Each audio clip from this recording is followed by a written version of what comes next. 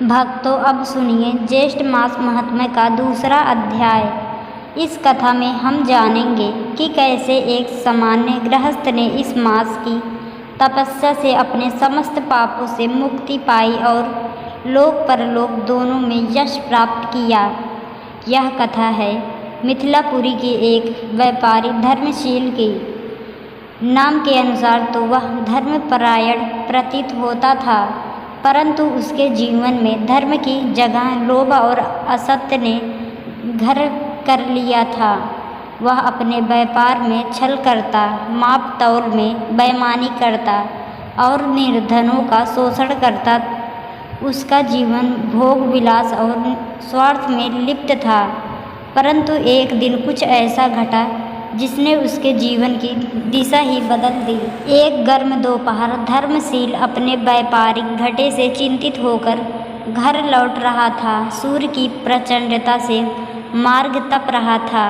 तभी उसने मार्ग के किनारे एक वृद्धा साधु को देखा जो तपते हुए पथिकों को जल बांट रहे थे। साधु के पास एक घड़ा, कुछ पात्र और वट वृक्ष की छाया थी। उन्होंने धर्मशील से कहा, वत्स्य, यह ज्येष्ठ मास तपस्या का समय है, तू क्यों इतना चिंतित दिखता है? धर्मशील ने कहा, महाराज, जीवन में न धन बचा न सुख, व्यापार भी छिड़ होता जा रहा है। मैंने कई मंदिरों में दान दिया परंतु फल नहीं मिला। साधु मुस्कुराए और बोले, दान से पुण्य तो मिलता है, परंतु जब तक मन पवित्र ना हो पुण्य भी निष्फल रहता है। तू इस मास में सेवा और सत्य का व्रत ले, किसी की ठगी ना कर, जल सेवा कर और प्रतिदिन सूर्य को अर्घ्य दे।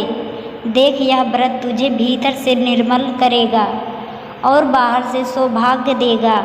उस दिन धर्मशील को पहली बार आत्मज्ञान की अनुभूति हुई।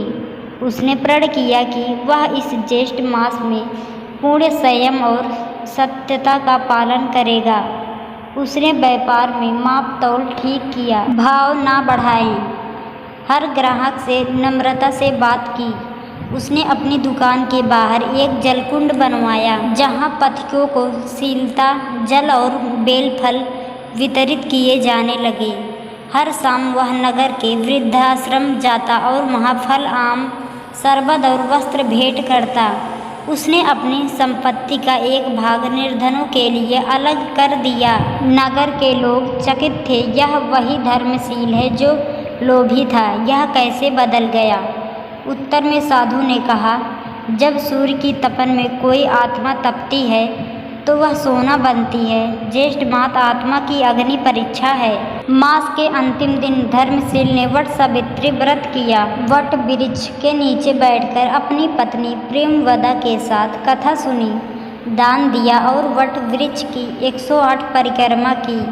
उसी रात्रि उसने स्वप्न में देखा कि 3 यमदूत उसके सामने खड़े हैं, परंतु तभी एक तेजस्वी आकृति प्रकट होती है और कहती है, यह धर्मशील अब पवित्र है, इसका जीवन सेवा और संचित है, इसे कष्ट देना अनुचित है।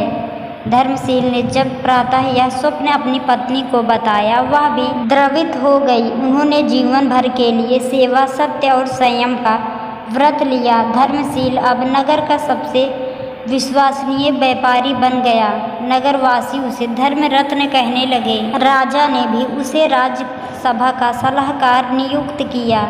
भक्तों, यह कथा हमें सिखाती है कि कोई कितना भी पतित क्यों ना हो, यदि वह ज्येष्ठ मास में तप, सेवा और संयम का मार्ग पकड़ ले तो वह पापों से मुक्त होकर पुण्य आत्मा बन सकता है। ज्येष्ठ मास केवल शरीर को तपने का नहीं, आत्मा को उजागर करने का अवसर है।